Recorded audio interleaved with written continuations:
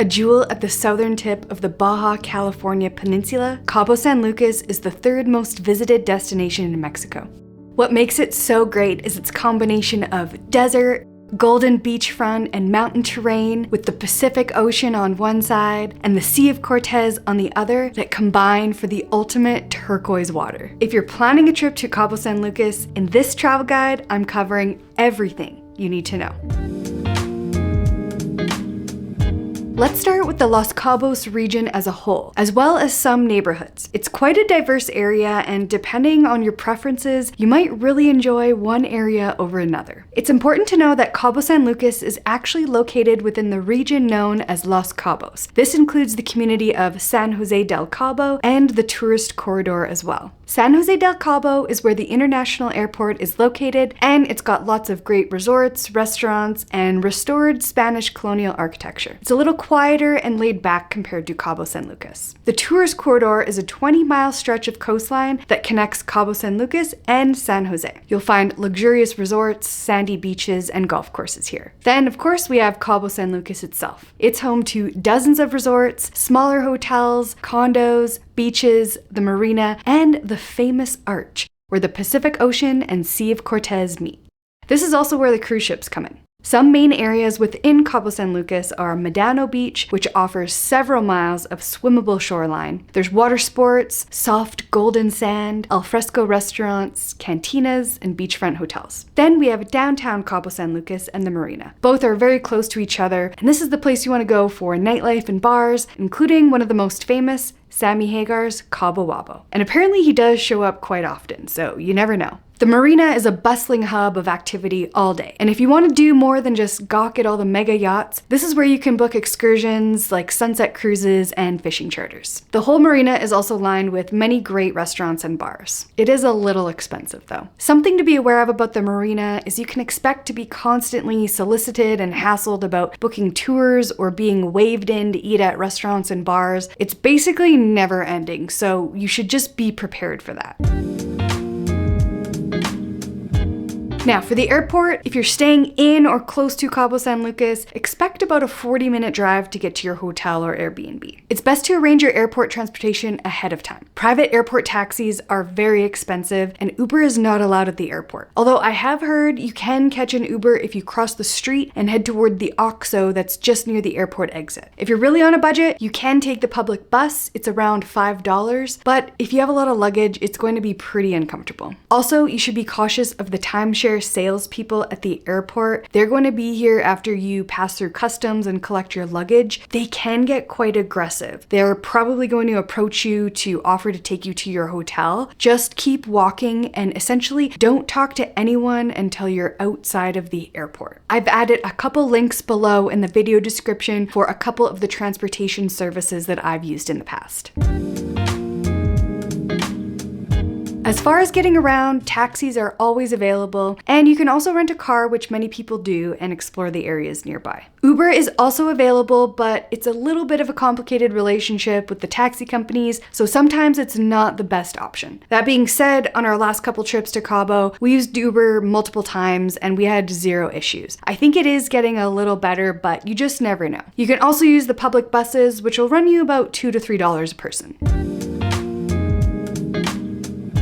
As far as where to stay in Cabo San Lucas, the options for accommodations are as vast and varied as the landscape itself. But it really comes down to the type of experience you're after. If you want to be close to all the nightlife and restaurants, you want to be somewhere in downtown Cabo or near the marina. If you want something more low-key, relaxed, and just somewhere to enjoy the beach, the pool, and the views, then somewhere along the tourist corridor is a really great choice. But here's some of my recommendations. If you want an all-inclusive and to be in the heart of all the action, Breathless is the standout resort here. It's lively, adults only, and it overlooks Medano Beach. There's DJ pool parties and sunset rooftop live music. If you want a bit of both, a resort where you can relax and unwind, but you also want to party like you're on spring break occasionally, the Rio Palace is a good choice. It's only a 15-minute walk along the beach to downtown. Marina Fiesta is a good value option for budget-conscious travelers. It's located right in the marina itself and about a 5-minute walk to the beach. And hotel guests can use the sister property resort, Hacienda Encantada, for free. This is accessed by a complimentary shuttle.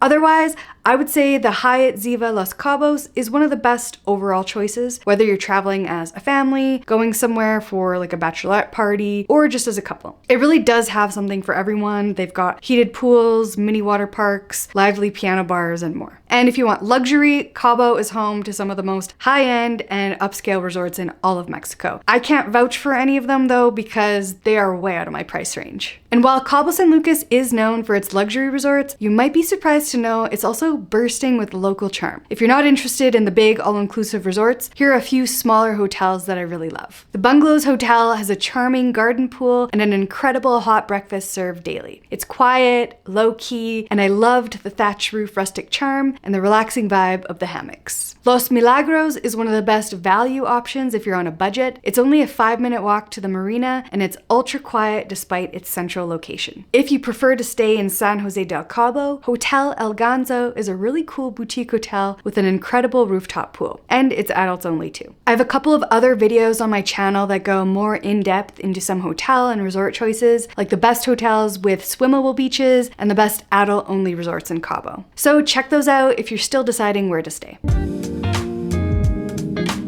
The best time to visit Cabo really depends on your preferences. If you want to escape the cold, November to April is the most popular time to visit when temperatures are consistently warm and sunny. You can expect daytime temperatures to hover around the 80s. January and February are going to be the chilliest months though, with the evenings being a little cooler, and it does get busier in March with the spring break crowds. May and June are also great months as the winter tourist crowds have thinned out a bit, it's warmer in the evenings, and it's an ideal time of year for sport fishing. July and August can get quite hot. But as you get closer towards the end of August and into September and October, this is hurricane season. It'll be very quiet, but you do run the risk of some major storms, rain, and cloudy days.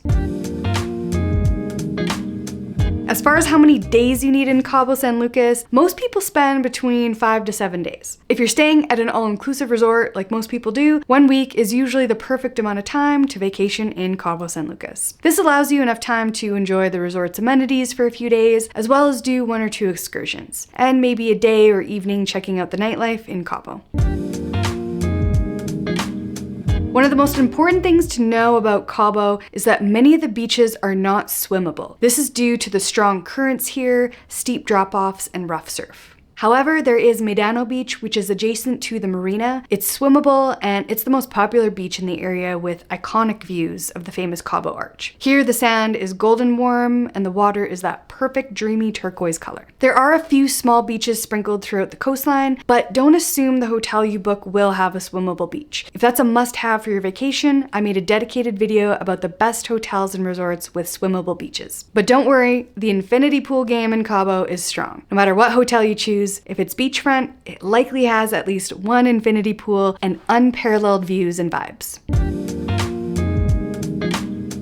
As far as things to do in Cabo San Lucas, there's a long list to keep you busy. Because of its unique landscape where the mountains meet the desert, which meets the sea, activities and excursions on both land and sea are truly, truly spectacular. The desert landscape and sand dunes offer opportunities for ATVing and sandboarding, while the Sea of Cortez is one of the best places in the world for deep sea fishing. But also whale watching season, which runs from December to April, where blue whale and humpback whale sightings are common. Of course, the Cabo Arch is incredible to see up close, whether from a glass boat tour or a sunset cruise, of which I recommend both. And golf enthusiasts will be in paradise with 18 world-class golf courses in the area. For some in-town and cultural experiences, you should try a walking tour. Most of them are 3 hours, they're a culinary journey through Cabo San Lucas. Not only is this a great way to sample different foods from multiple restaurants and try some new-to-you menu items, you'll also learn a lot about the different states of Mexico through its cuisine. And the Art Walk on Thursday evenings in San Jose del Cabo is an event not to be missed. I've left links to all of our favorite experiences and tours in the video description down below. Cabo is one of the safest regions in Mexico. As long as you use common sense and don't go looking for trouble, you're not going to run into any safety issues. This means just being aware of your surroundings, not wearing any fancy jewelry or expensive looking jewelry, not having large amounts of cash on you, and avoid getting blackout drunk. Also, don't buy any party favors from the vendors along the marina and at the beach in the evenings. The official currency in Cabo is the Mexican peso, but US dollars are widely accepted. Strolling through downtown and in the marina, most restaurant menus and tours will have prices listed in USD. However, you will save a bit of money and get a better rate if you do pay in pesos. I recently posted a full video explaining everything about using pesos versus dollars in Mexico, so check that out for more detailed information. That's going to be all for this video. If you want more information about things to do in Cabo and some extra travel tips, be sure to check out my other videos. Thank you so much for watching, and I'll see you in the next one.